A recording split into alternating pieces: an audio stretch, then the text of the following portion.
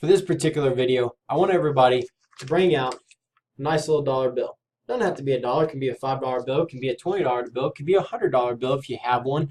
But before we continue with this video, go ahead and pause it. Pull out a dollar bill of some sort if you got it. If you don't have it, start digging through the couches and see if you can find one real quick.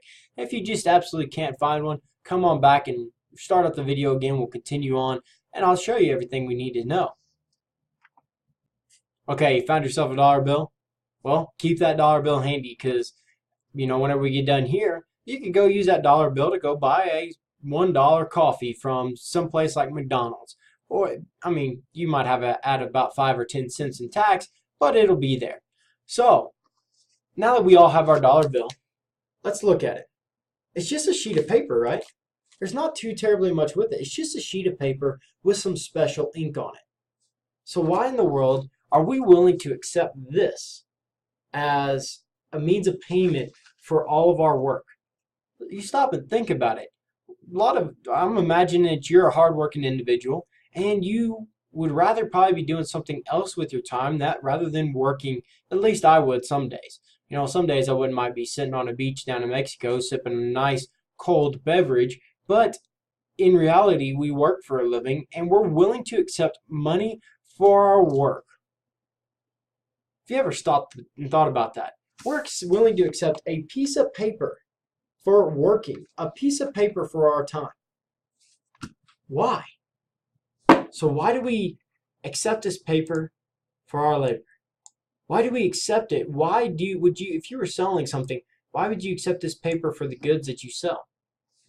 You see, guys, we live in a fiduciary monetary system. And in this system, the value of money rests on this public's belief that this piece of paper can be exchanged for goods and services. We can be reasonably sure that we can take this dollar bill and go buy stuff with it. So because we can buy stuff with it, we're willing to accept it for our services. Why is our public belief, why is the whole United States on board with this aspect that this will work? Why? Well, let's start talking about that. Let's talk about exactly what backs money. You see, there's three main reasons that money has value in this fiduciary monetary system. The first one is that money is generally accepted and commonly used as a means of payment. So, the public belief that this piece of paper can be exchanged for goods and services, well, it must be generally accepted and commonly used for that first aspect to come into play. So think about this, whether you're buying a tractor or a ham sandwich from someplace, you are sure that the business will accept your money. You can be reasonably sure that no matter where you go in the United States, and even in countries outside of the United States, especially in some of the touristy places and other countries, you can be reasonably sure that that same dollar bill that you got paid here in the United States or paid working somewhere can be used to buy things somewhere else. You are reasonably sure, or you are almost 100% confident that you can use that money to buy whatever you want to here in the United States. And because it is commonly accepted and generally used, and you can buy stuff with it, you're willing to accept this money for your work because you know you can use it to buy these goods and services. The second reason is that the demand deposits and currency have been designated as legal tender by the federal government. So go ahead and pull out that dollar bill again. Look on that dollar bill. Somewhere on this dollar bill, it'll say the term, "This note is legal tender for all debts, public and private." On this dollar bill, it says it right there. Right next to that one, and I know I'm probably a little image on your screen. You probably can't see it all that well, but it says it right there on this dollar bill. It says, "This note is legal tender for all debts, public and private." So what does that mean? It means that if you're in the United States and you're operating under the laws of the United States, you must accept this dollar bill as a means of payment for all debts, public and private, which means that the United States government cannot come in and say, you owe us $100,000 and you get ready to write them out $100,000 or pay them $100,000 in cash. They must accept it. Now, that's another thing.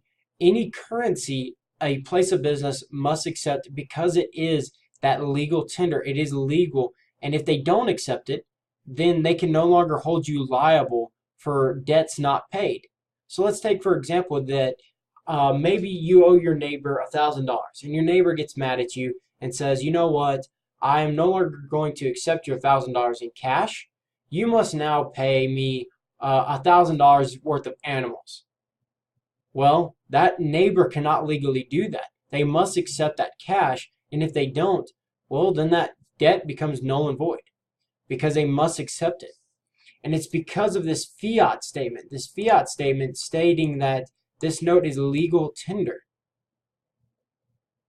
that this person must accept that money here in the United States. Another aspect of what backs money, the third main reason, is that money has a predictable value in nominal terms. So what that means is it holds its value. Every day you can be reasonably sure that this particular dollar right here will buy $1's worth of goods today as it will tomorrow, as it will the next day. Now we understand that inflation does happen. That the value of this dollar will not buy as much as a dollar will in, say, the year 2020, for example, or in the year 2050. This dollar will not go as far. We understand that. But we can be reasonably sure that tomorrow, whenever we go and buy something for $1, the price will still stay right around $1. And that it holds its value. It will not increase all that much. So $1 is worth $1 today as it will be tomorrow, as it will be the next day. And we understand that later on in the future it may not be that way, but for now it is. If we compare this to something like hyperinflation. Hyperinflation is whenever the value of that currency begins to deplete so fast that it's not worth hardly anything anymore. So that happened in Germany after World War II. So if you get a chance, you ought to Google what pictures of hyperinflation in Germany look like. And you'll see these people carrying around wheelbarrows of paper bills.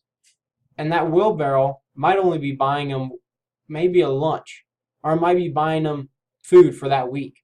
You see, what was happening was that dollar might have been worth $1 today, but tomorrow that dollar would have only been able to buy 75 cents worth of stuff that it would have bought the day before.